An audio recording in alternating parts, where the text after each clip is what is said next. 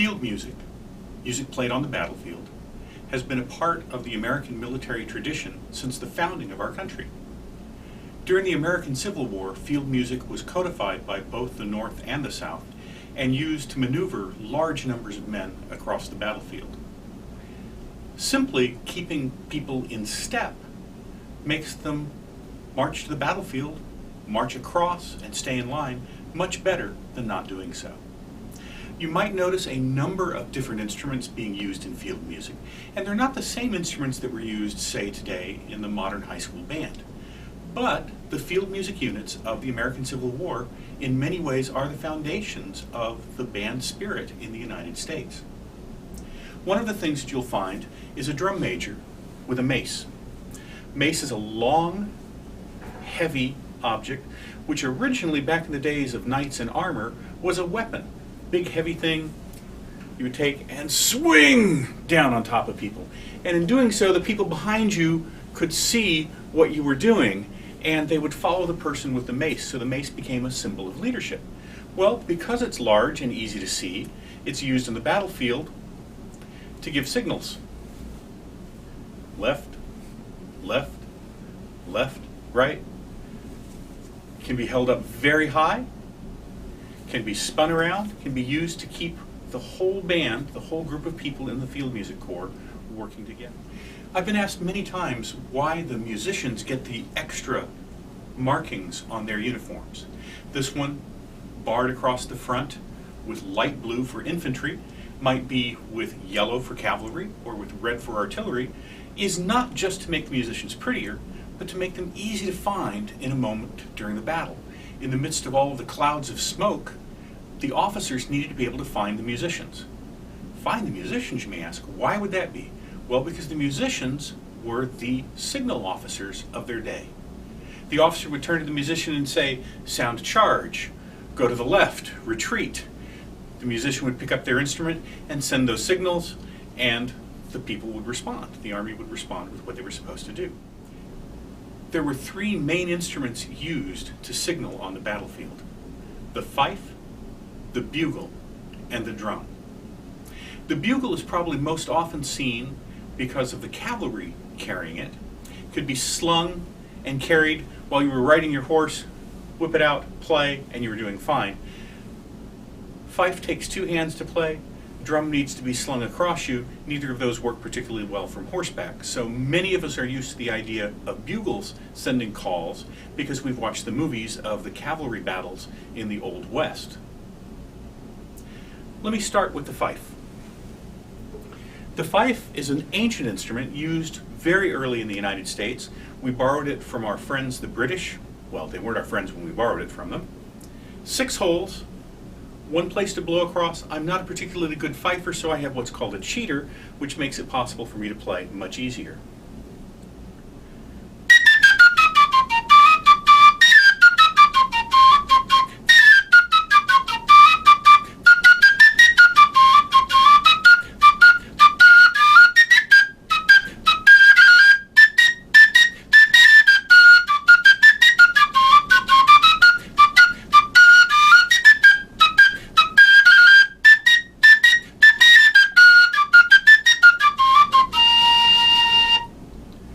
Now that's a tune called the Garryowen, made popular by the Irish Brigade.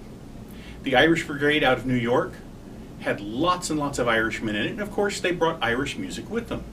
That tune became incredibly popular, and one of the people who learned it during the Civil War was George Armstrong Custer, who used it later in his groups as they fought in the Indian Wars out in the West. And some people think it's a song that belongs to Custer and to the cavalry, but let me assure you, it belongs to the infantry of the Irish Brigade. The fife could send all kinds of signals. Reveille, get up in the morning, it's time to come have breakfast, it's time to come get your pay, it's time to turn left, turn right, go forward, attack, shoot. All of those kinds of things could be sent from a fife just as well as from a bugle. The cool thing about the fife was its high pitch made it possible to be heard all across the field.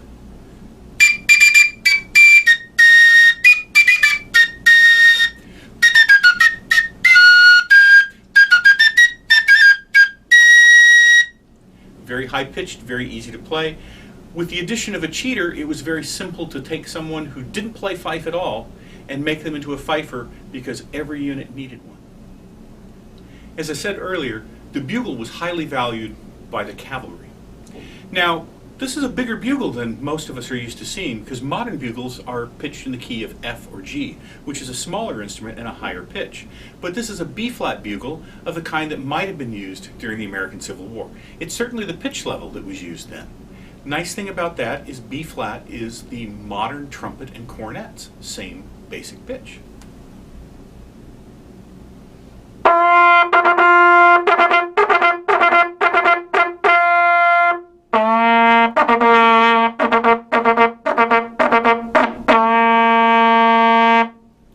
Now, I'm not a particularly great bugle player, but a bugle has no valves.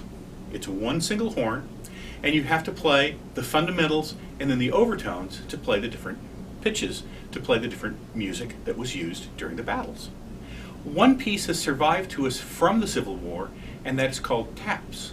And taps is used now to signal the end of the day and also to signal the silence needed to honor the dead. Both the North and the South used bugles, and it got very confusing. So many bugle calls were invented specific to specific groups. The Southern groups invented their own bugle calls. The Northern groups changed their bugle calls so that their guys would know what was going on. When you have 10,000 people on a battlefield and you hear all kinds of bugle calls going off, it's really helpful to know if it's for your unit or not. The standard snare drum of the Civil War, it's a beautiful little instrument. Using rope tension with these what we call ears on the ropes, you slide them down. As you slide them down, they tighten the top. This one you can see is fitted out in blue for the infantry, and it has the standard shield with the eagle on it, and you'll normally have the regimental number on here. This one is minus the regimental number. It's sort of a blank one. This is an older style of harness, one from the Revolutionary War era. I simply find it a little more comfortable to wear. 2 sticks, easy to play. Batter head here, snares on the snare head, snares rattle when you play.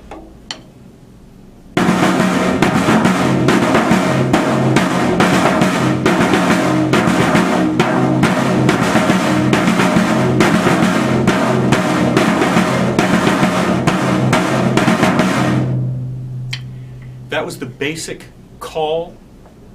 Everybody get over here now, everybody get ready, we're going to go do something, fall in, be ready to go. That's a call you'll hear to this very day among reenactors trying to get everybody ready to go to where they're going to go. The standard sound for marching down the street is a simple 1, 1, 1, 2, 1. We would say today left, left, left, right, left, but back in the Civil War times they counted off as 1s and 2s, left foot being 1.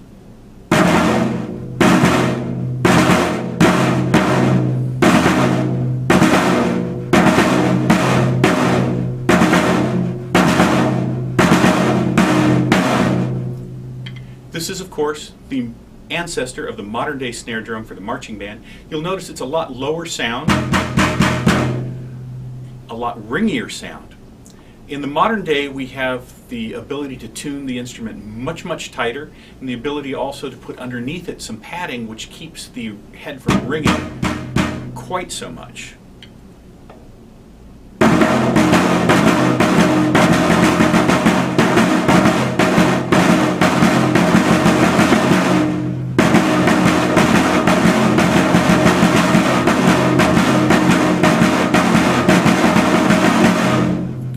Now, one of the problems with the snare drums from back in those days is they were not attached.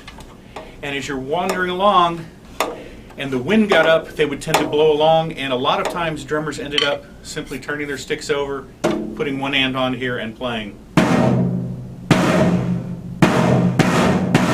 just to keep from having the drum fly completely out of their hands. During a funeral procession, a velvet cover was often used to dampen the drum head, giving it a much more somber sound. when we reenact and celebrate the burial of Lieutenant Commander Edward Lee, who is the namesake of the Sons of Union Veterans of the Civil War Houston camp, we use this to make a more somber sound.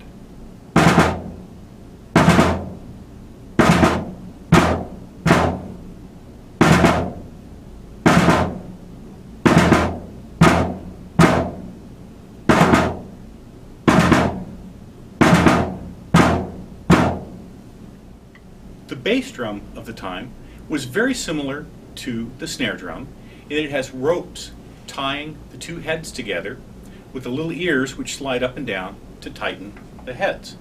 Very often there was a 2-point sling which let the drum slightly to one side, or a 4-point sling which would leave the drum up and down. I'm just going to put it on the coffee table here for a moment and let you have an idea of what the sound is like. You'll notice that the drumsticks have no felt. They're simply solid, sort of egg-shaped drumsticks heads. And these are from the Cooperman Company. They make really, really fine equipment. You get this nice, clear sound.